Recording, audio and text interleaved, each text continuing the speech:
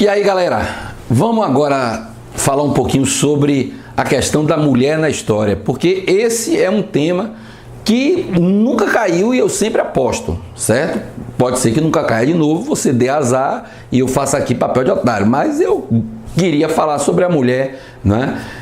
Por isso, inclusive, o Titio tá de rosa, para fazer uma homenagem às mulheres, certo? Então, o que a gente pode destacar do papel da mulher na história? A gente pode destacar, no período da Grécia Antiga, duas concepções muito importantes, a mulher em Atenas e a mulher em Esparta. Na Grécia, a mulher era tida como um objeto, como um ser quase que despersonalizado, quase que um ser sem importância, né? A mulher era vista, sobretudo, como um elemento de reprodução. Mas, curiosamente, em Esparta, a mulher era mais valorizada, porque quando os homens saíam para a guerra, a mulher ficava defendendo a cidade.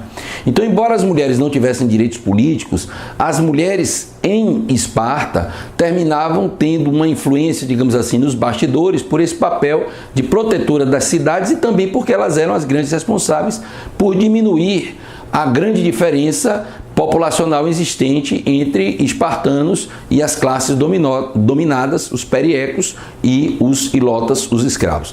Na Idade Média, a mulher também não teve grande importância, embora a mulher tivesse tido uma melhoria, digamos assim, nessa questão da dignidade, justamente por causa da Igreja Católica. Muitas vezes as pessoas acham que a Igreja foi a grande responsável por transformar a mulher num ser, digamos assim, inferior dentro da nossa sociedade. Isso não corresponde à verdade. Justamente as primeiras experiências de autogoverno que a gente tem na história ocidental por mulheres são os mosteiros femininos na Idade Média. Então, nas clausuras femininas, nos conventos femininos, a autoridade do homem era praticamente nula. As mulheres é que mandavam, as mulheres é que efetivamente governavam. Houve abadesas, houve prioresas, mulheres que governavam conventos, ou abadias, que essas mulheres governavam extensos territórios, tinham vários vassalos, usavam insígnias de bispo, como se fossem verdadeiramente bispas, não tinham poder sacerdotal, mas tinham poder administrativo. Então, por incrível que pareça, a Igreja Católica foi a única instituição na Idade Média onde as mulheres tinham uma independência, uma efetiva liberdade. Por isso, tantas mulheres terminavam entrando nos conventos, justamente para se verem livres das tutelas dos maridos. Fora isso, as poucas mulheres instruídas que havia naquela época eram as mulheres que viviam em conventos, né? A quase totalidade das mulheres que sabiam ler e escrever eram mulheres que viviam em conventos. Mesmo assim, a mulher, durante a Idade Média, teve direitos muito restritos, embora as mulheres, em grande parte da Europa, pudessem se tornar senhoras feudais, pudessem se tornar rainhas, mas no geral, no comum, as mulheres tinham uma total submissão aos homens, as mulheres não tinham maiores direitos, né? Essa situação, ela perdura praticamente durante toda a Idade Moderna e a situação da mulher não muda mesmo com o liberalismo. O liberalismo político não contemplou a mulher, inclusive a gente sabe que durante a Revolução Francesa, um dos momentos considerados mais radicais da Revolução foi quando houve a tentativa de se aplicar, de se aprovar a Declaração dos Direitos da Mulher. E esse movimento foi bastante repressivo. A mulher que tentou aprovar isso foi condenada à morte. Então, o liberalismo político ele não atinge a mulher durante todo o período do século XVIII, do século XIX e, inclusive, até o início do século XX, as mulheres praticamente não tinham direitos políticos nenhum, né? A própria lei colocava a mulher como completamente subordinada ao marido. Basta se lembrar que no antigo Código Comercial, por exemplo, para que a mulher, o Código Comercial de 1850, que teoricamente ainda está em vigor aqui no Brasil, ele obrigava as mulheres a pedirem licença ao marido para estabelecerem qualquer atividade de comércio. O próprio Código Civil, de certa forma, impunha a licença marital para que as mulheres exercessem emprego, e até a década de 50, somente na década de 50, quando foi aprovado o chamado Estatuto da Mulher Casada, que a mulher começou a ter ter uma efetiva personalidade jurídica distinta da do marido.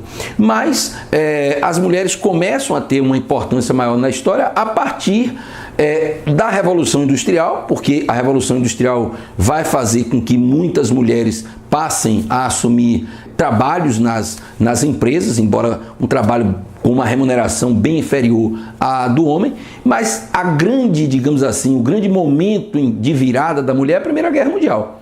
Milhares e milhares de homens foram para a luta na Primeira Guerra Mundial, foram para a guerra, e vários trabalhos antes considerados inadequados para a mulher, porque inclusive havia aquela história de que a mulher era intelectualmente inferior ao homem, vários trabalhos careciam de mão de obra masculina porque o homem estava lutando na guerra, então não teve jeito. O preconceito foi vencido pela necessidade, as mulheres passaram a desempenhar funções de trabalho efetivamente, como telegrafistas, médicas inclusive cirurgiãs, maquinistas conduzindo trens, né? Mecânicas, várias funções as que antes eram reservadas exclusivamente aos homens passaram a ser exercidas pelas mulheres.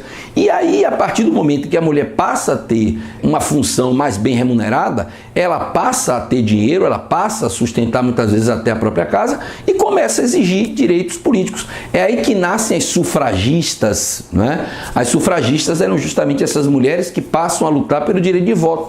Começa na Inglaterra, França, nesses países mais adiantados, e aqui no Brasil essa campanha pelo voto feminino vai se consubstanciar, como a gente já viu numa outra ocasião, com a Constituição de 1934, que dá à mulher esse direito de votar e ser votada.